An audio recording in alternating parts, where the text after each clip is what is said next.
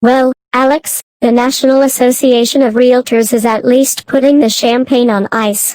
The industry group says the slight rise in sales for previously owned homes shows the housing market is finally stabilizing, which is the first sign of a recovery. Now, that of course is an interpretation of the numbers, Alex, and one that's coming from an organization known for being somewhat of a cheerleader for the housing market, since its members are made up of realtors who've been losing a lot of money in the slump. Now, for a more sober view, I talked to Wellesley housing economist Carl Case, and he says the slight uptick in sales hardly offsets the fact that numbers are down 20% from the year before.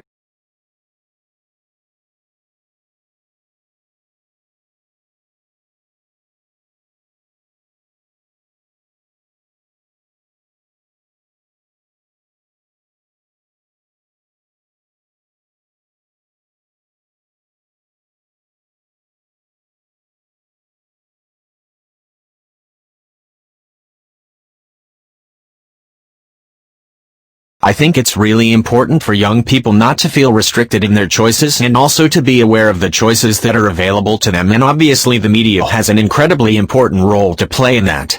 I think we tend to talk about science as this big kind of monolith, but of course actually it's this beautiful multifaceted thing.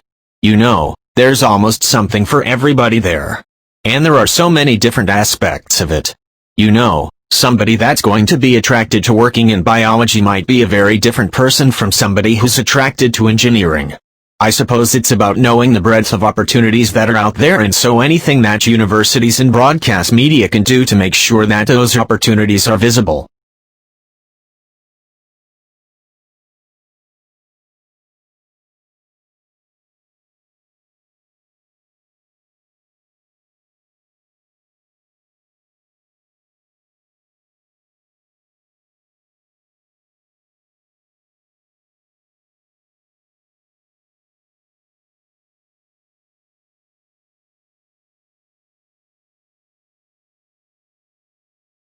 Finally, we take a look at how to mix and unmix liquids at the flick of a switch. Sandrine tells us more. Oil and water don't usually mix, but the new chemical sensitive to light has been added here to blend them together.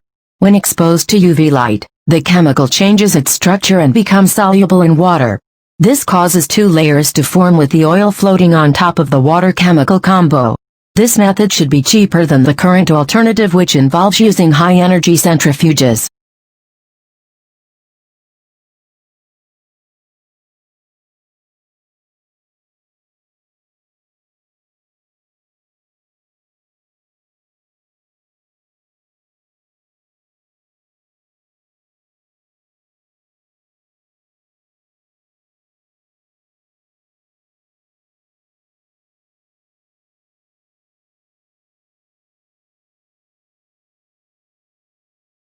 Higher interest rates have knocked investors' confidence in putting their money into property, evidence suggests. The insurance company Standard Life says that the rate rises since last summer have led more people to question the wisdom of property investment.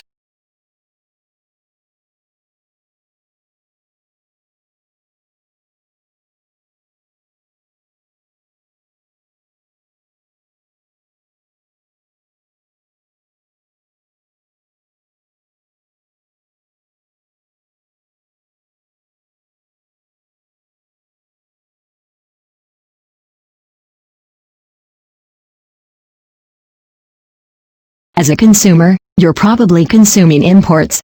If we have a trade war and we start slapping tariffs on all of those imports, the bill is going to be higher. If the world relies so much on trade, what is a trade war and why do countries get caught up in them in the first place?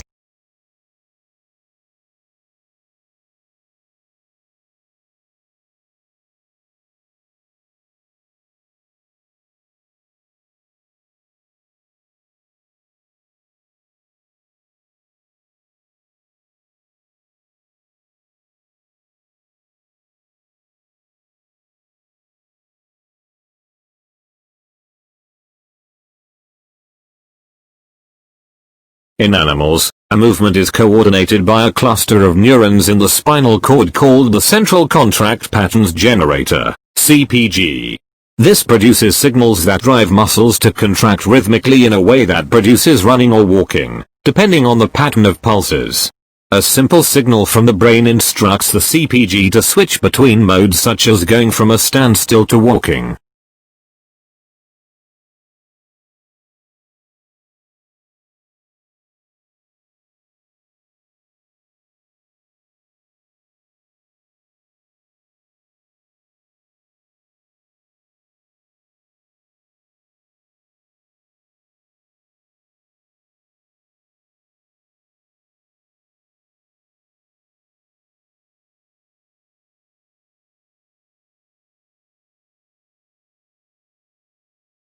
The ocean has been getting bluer, according to a study published in the journal Nature. But that's not really good news for the planet. It means that the plants that give the ocean its green tint aren't doing well. Scientists say that's because the ocean has been getting warmer.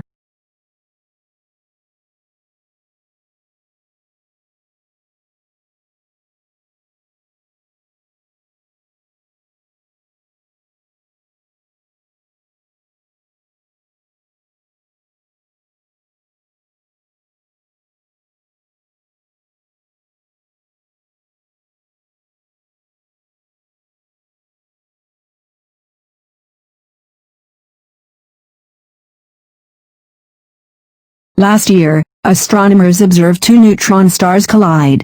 A crash transmitted in gravitational waves to detectors here on Earth. Represented in sound, you can hear a small upward sweep in frequency, in the data, if you listen closely. Several seconds later, the first waves of electromagnetic radiation arrived here on Earth, the first time a collision has been detected by both light and gravitational waves.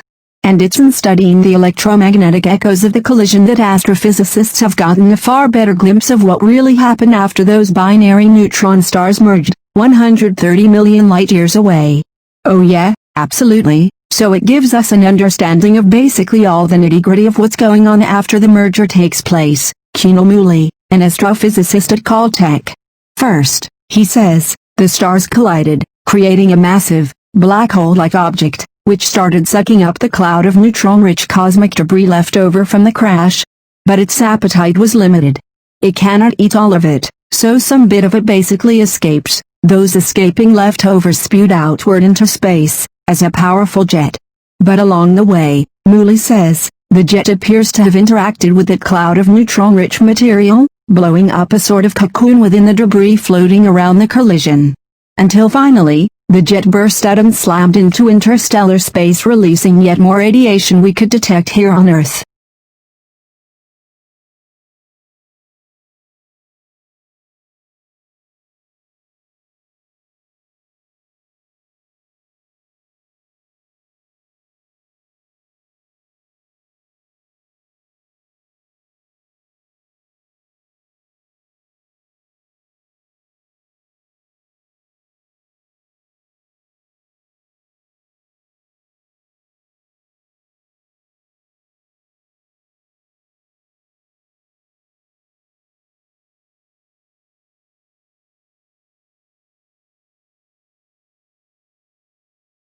Brooke and her colleague Mark Newman studied who swapped messages with whom on a popular online dating platform in the month of January 2014. They categorized users by desirability using PageRank, one of the algorithms behind search technology. Essentially, if you receive a dozen messages from desirable users, you must be more desirable than someone who receives the same number of messages from average users. Then they asked, how far out of their league do online daters tend to go when pursuing a partner? I think people are optimistic realists. In other words, they found that both men and women tended to pursue mates just 25% more desirable than themselves. So, they're being optimistic, but they're also taking into account their own relative position within this overall desirability hierarchy, and the study did have a few more lessons for people on the market. I think one of the take-home messages from this study is that women could probably afford to be more aspirational in their mate pursuit.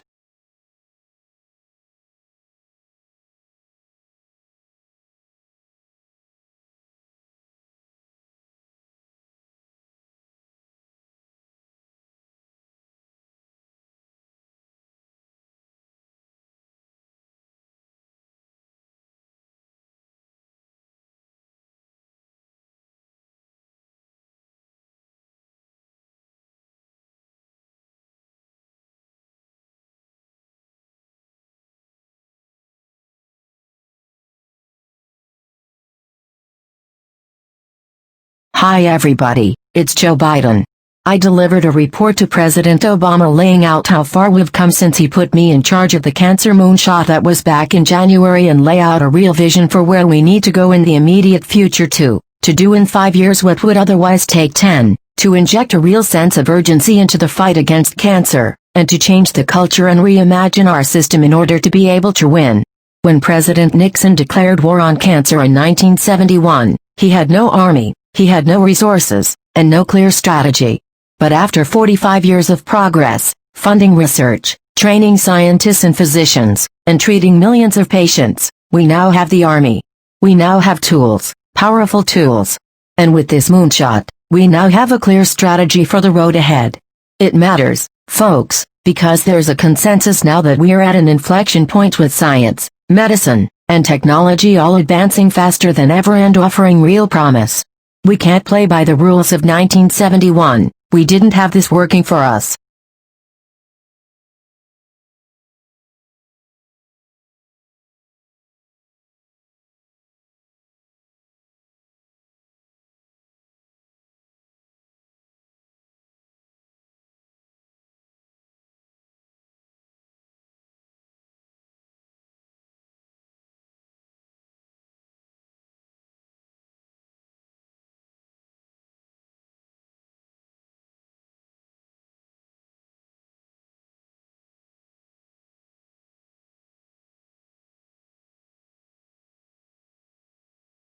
At the height of summer, the Antarctic, tourist ships move gently around the coast. Even 30 years ago such sights would have been unthinkable, but today people are willing to pay large sums of money to see the last real wilderness in the world. In the Arctic, careless human exploitation in the past has damaged the fragile ecosystem. Today concerned governments are trying to find ways to develop the region while caring for the very special natural environment. Because the Antarctic is less accessible than the Arctic, it is still largely undamaged by humans, although holes in the ozone layer above the Antarctic have already been discovered. Many people believe that one way to preserve the area is to make the whole region into a world park, with every form of exploitation internationally banned.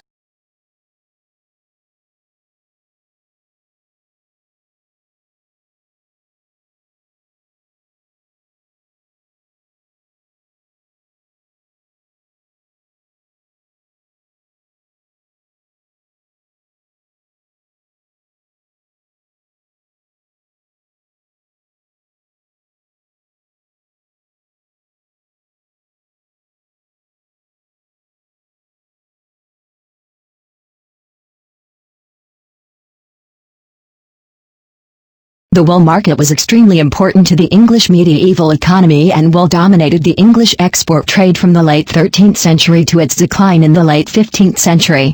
Wool was at the forefront of the establishment of England as a European political and economic power, and this volume was the first study of the medieval wool market in over 20 years.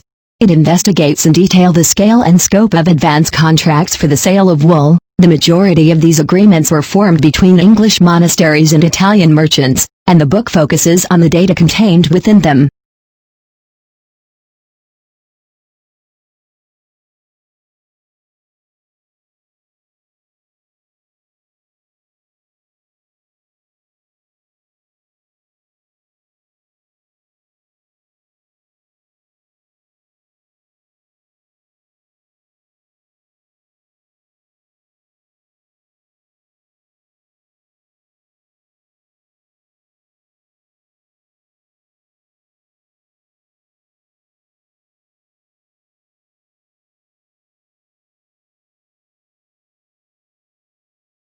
Based on collaborative research by Arizona's top business schools, this study of leadership and company performance uncovers the effects of leadership driven by profits, cost control, and maintaining market share, versus leadership driven more by balancing employee relations and development, customer or client needs, and the welfare of the greater community. Together, Mary Sully D. Luke, Assistant Professor of Management and Research Fellow at Thunderbird School of Global Management, and David Waldman, Director of the Center for Responsible Leadership at ASU School of Global Management and Leadership, have found that maintaining a specific focus on earnings and decision-making can have negative effects on how a leader is viewed.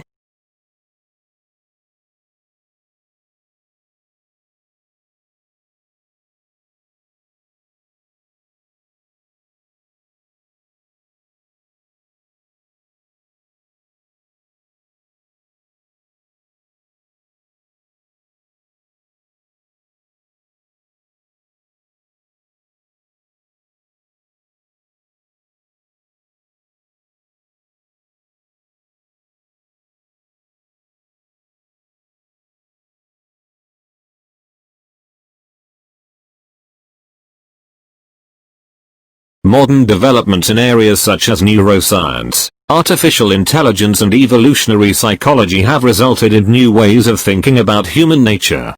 Can we explain the mind and consciousness in terms of brain function? Can we understand modern human behavior as our evolutionary heritage?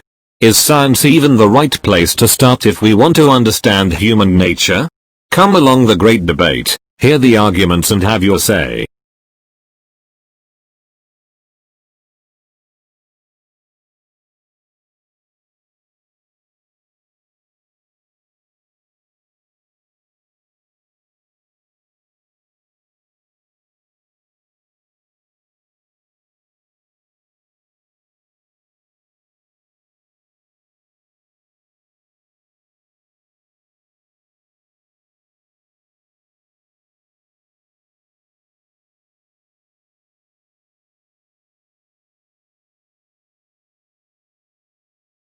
Protesters see globalization in a different light than the Treasury Secretary of the United States. The differences in views are so great that one wonders, are the protesters and the policymakers talking about the same phenomenon? Are the visions of those in power clouded by special and particular interests?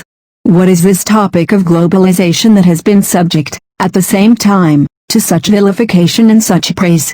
Fundamentally, it is the closer integration of the countries and the peoples of the world which has been brought about by the enormous reduction in the costs of transportation and communication, and the breaking down of the artificial barriers to the flow of goods, services, capital, knowledge, and, to a lesser extent, people across borders.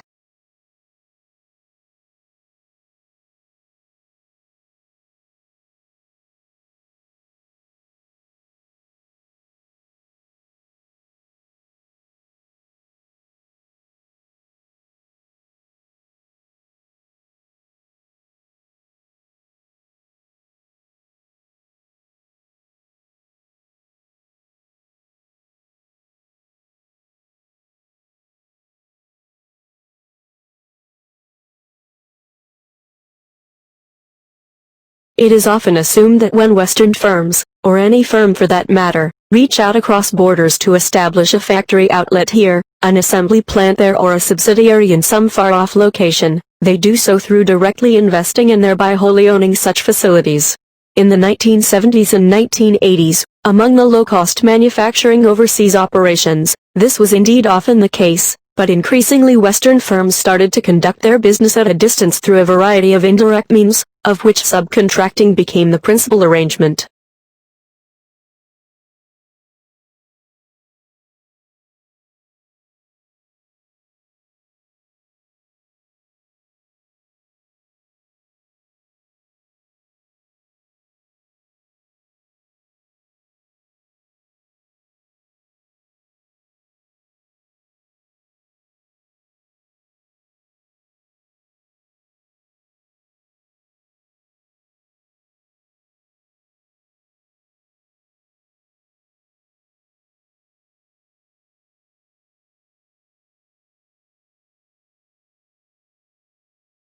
Some students say that they need complete quiet to read and study. Others study best in a crowded, noisy room because the noise actually helps them concentrate. Some students like quiet music playing, others do not. The point is, you should know the level of noise that is optimal for your own studying. However, one general rule for all students is that the television seems to be more of a distraction than music or other background noise, so leave the TV off when you are reading or studying. Also, don't let yourself become distracted by computer games, email, or internet surfing.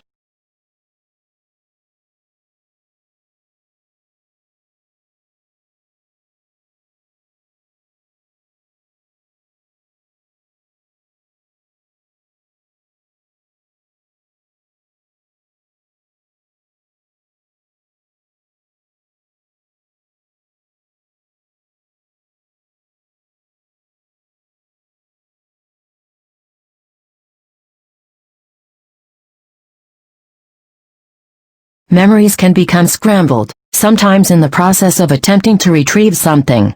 You might relate a story to a friend but unwittingly include some mistaken details.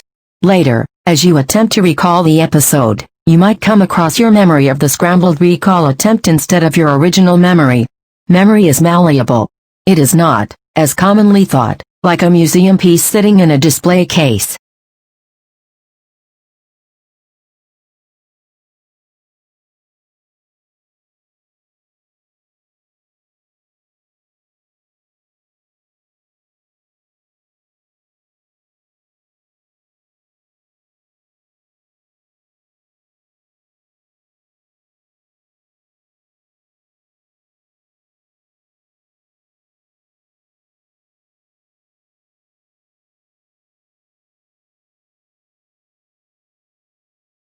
Coral reefs support more marine life than any other ocean ecosystem and are, not surprisingly, a favorite pursuit for many divers.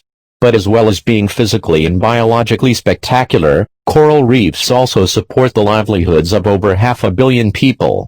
What is more, this number is expected to double in coming decades, while the area of high-quality reef is expected to halve. In combination with the very real threat of climate change, which could lead to increased seawater temperatures and ocean acidification, we start to arrive at some quite frightening scenarios.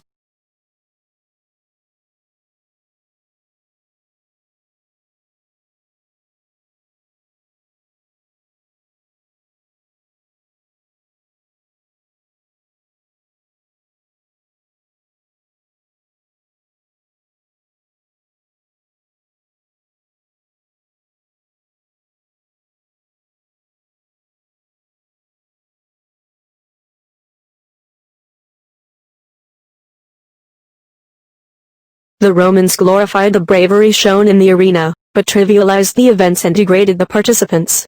Mosaic pictures of executions and combats, graphically violent to our eyes, were displayed in the public rooms and even dining rooms in the homes of wealthy Romans. How can the viewer today possibly understand such images? Until fairly recently, modern authors writing about the arena minimized its significance and represented the institutionalized violence as a sideline to Roman history. The tendency was also to view the events through our own eyes and to see them as pitiful or horrifying, although to most Romans empathy with victims of the arena was inconceivable. In the past few decades, however, scholars have started to analyze the complex motivations for deadly public entertainments and contradictory views of gladiators as despised, yet beloved hero slaves.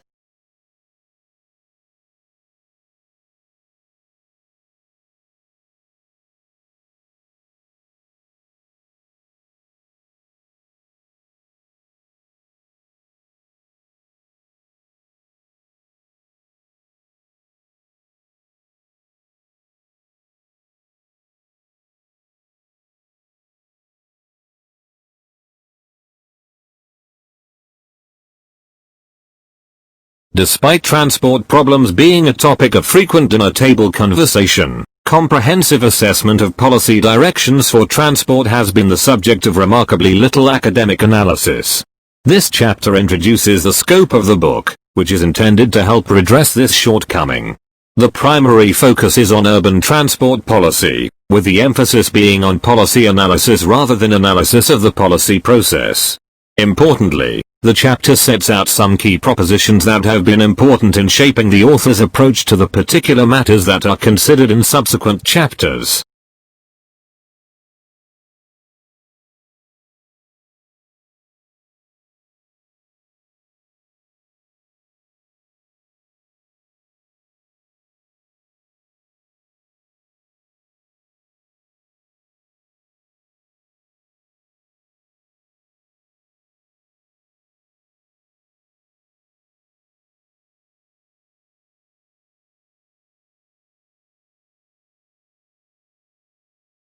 It is commonly said by anthropologists that primitive man is less individual and more completely molded by his society than civilized man. This contains an element of truth. Simpler societies are more uniform, in the sense that they call for, and provide opportunities for, a far smaller diversity of individual skills and occupations than the more complex and advanced societies. Increasing individualization in this sense is a necessary product of modern advanced society, and runs through all its activities from top to bottom. But it would be a serious error to set up an antithesis between this process of individualization and the growing strength and cohesion of society.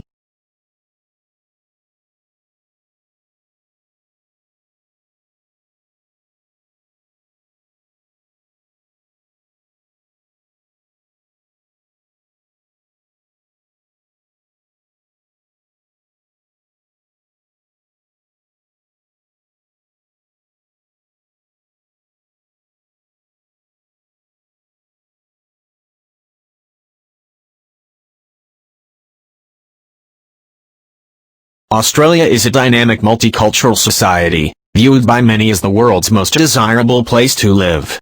Here Frank Welsh traces Australia's intriguing and varied history to examine how this society emerged, from its ancient Aborigine tribes and earliest British convict settlements to today's modern nation, one that retains strong links with its colonial past but is increasingly independent and diverse.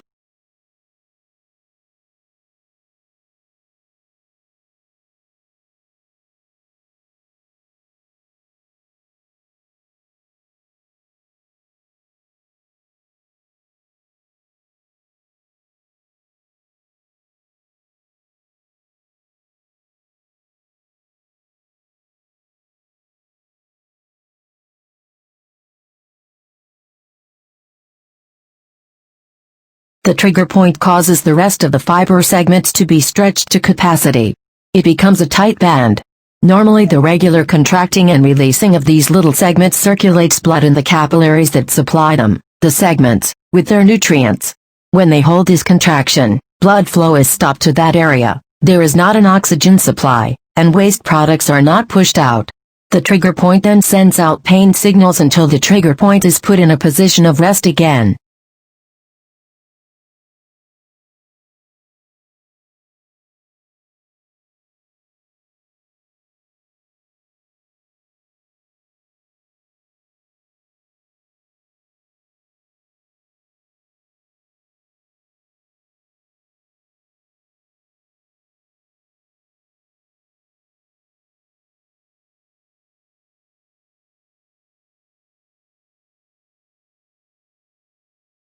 Sportswomen's records are important and need to be preserved.